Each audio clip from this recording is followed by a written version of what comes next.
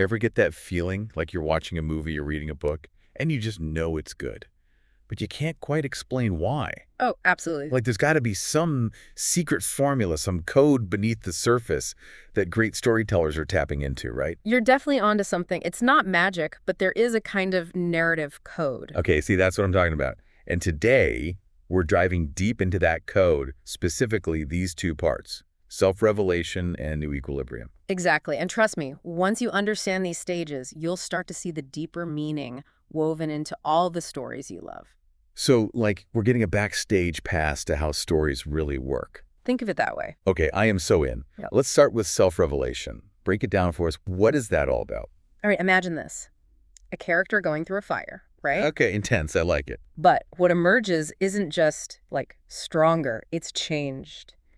Self-revelation, that's that moment of true self-awareness, a change that goes way beyond the surface level, to the very core of who they are. So we're not just talking about a character learning a lesson.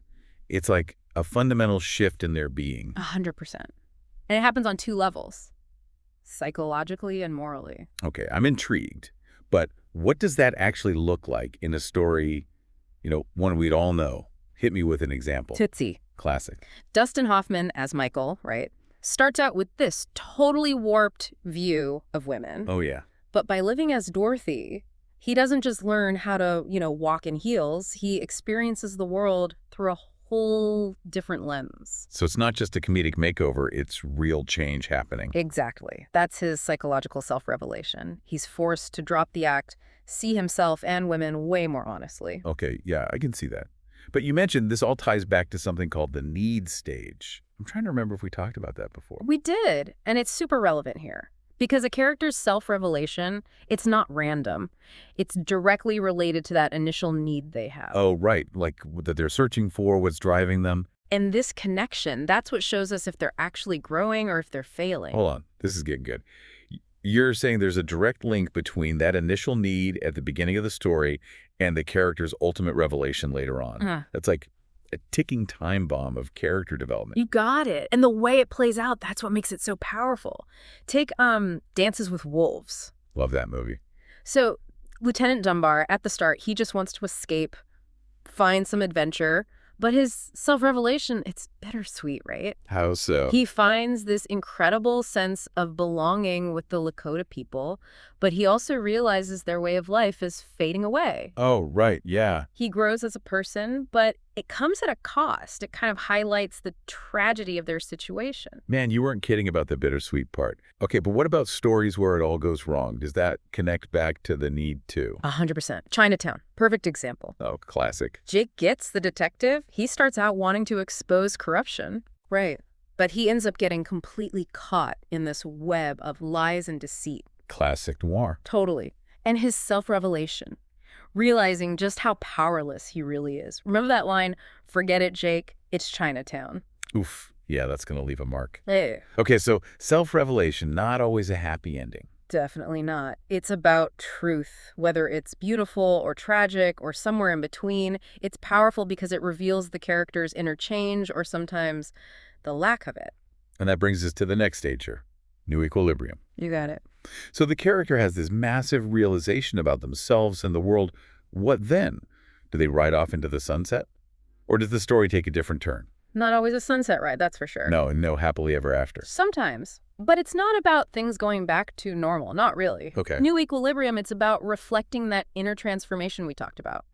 For better or for worse, So it's not just tying up loose ends, it's showing us who the character has become because of this whole journey. That's it. It's the story's way of answering the question, did this experience really change them on the inside? Oh, that's a great way to put it. Like in Die Hard. I love Die Hard. Classic. John McClane, he starts out as this, kind of flawed, cynical cop. Ah, you're right. But after going up against terrorists barefoot. Talk about a bad day. Seriously. He doesn't just walk away with a few cuts and bruises. Yeah, he's been through the ringer, for sure, both literally and figuratively. He emerges with this renewed sense of heroism, a deeper love for his wife, Redemption. Exactly. That's his new equilibrium. Battered on the outside, sure, but internally, he's found something. You definitely don't picture him going back to his desk job in New York like nothing happened. He's a changed man. 100%. Okay, now let's compare that to, say, Vertigo. Okay, yeah. James Stewart's character, he's just eaten alive by guilt, obsession. Right. By the end, yeah, he confronts his demons, but it destroys him in the process. It's a tragedy. Totally. And the new equilibrium there, it's like this stark reminder, sometimes facing our dark side, it doesn't equal a happy ending. Whoa.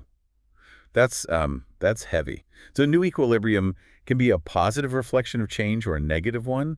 Man, that really makes you think about the impact of every choice a character makes. It all comes back to those choices. And speaking of impactful choices, there's no better example than The Godfather.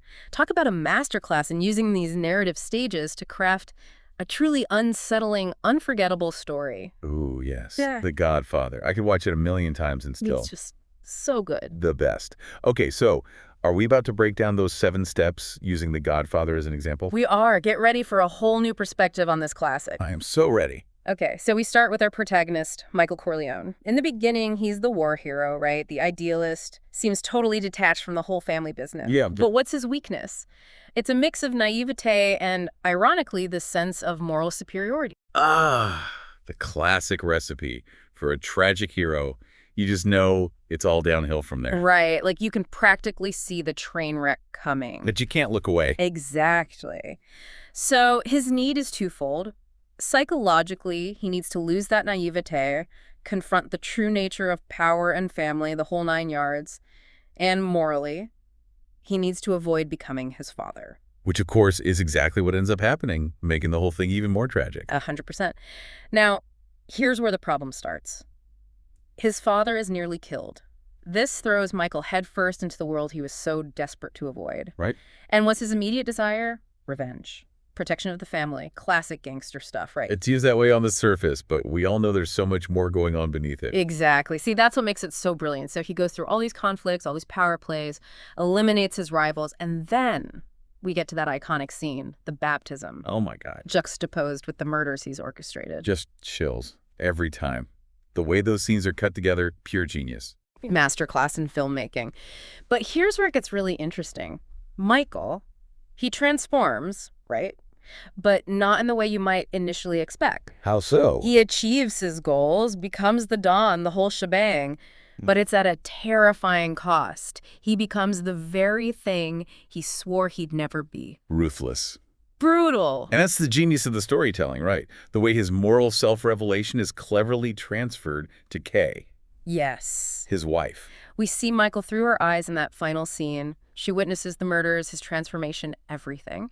And the audience, we're left grappling with the weight of his choices, just like Kay. That final scene with Kay, the door slowly closing, symbolizing... It's a realization of who he's become. Chilling. And the confirmation that he is indeed the new Godfather. You know, that ending always gets to me. The look on her face, the way he's just shut everyone out. It's like the opposite of a victory. It is. It's a negative new equilibrium, a chilling example of what happens when someone achieves all their goals but loses their moral compass along the way. He wanted power.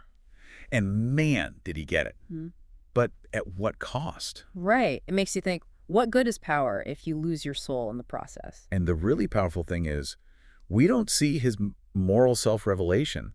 It happens off screen. We're left to figure it out along with Kay, which makes it even more disturbing. Exactly. It's like the story is holding up a mirror. It makes us confront those same moral dilemmas as Kay. Ooh, I like that, the mirror analogy.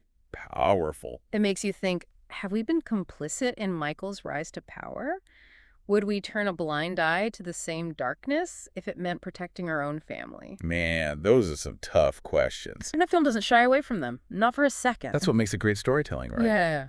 It stays with you. Long after the credits roll, you're still thinking about it. Absolutely. It raises all these uncomfortable but essential questions about power, family, the compromises we're willing to make. It's a story that reveals something new every time you watch it. You know, it's funny you say that. I've seen The Godfather, I don't know how many times, countless times. But after this conversation, it's like I'm seeing it for the first time. I get that. Especially that final scene. The way Michael's transformation is reflected in Kay's eyes, it breaks my heart every time. As it should. It's a testament to how powerful these narrative structures really are. They might be invisible if you don't know what to look for. Right. But they're the backbone of every truly great story. That's what I love about these deep dives. It's like you're giving us X-ray vision for storytelling. Next time someone asks me why I think The Godfather is a masterpiece, I can actually give them a real answer. And even more than that, you'll understand why it has such an impact, how those 7 steps, those key moments of need, self-revelation, new equilibrium, how they all work together to create this truly unforgettable experience. It really makes you realize there are no accidents in a good story. Every detail, every scene, every line of dialogue, it's all there for a reason. Exactly. And that's true for so many great stories out there. Books, movies, even video games. It's all connected. So, to everyone listening, next time you get sucked into a story, pay attention to these stages. Think about what the main character needs at the start, how they change throughout the story, and what their world looks like at the end. You might be surprised at what you discover. And who knows, you might even start to see those same patterns in your own life. After all, aren't we all living out our own stories, full of needs, transformations, new beginnings? Okay, now that is something to think about. Thanks for taking us on this deep dive. I know I'm going to be looking at stories in a whole new light from now on.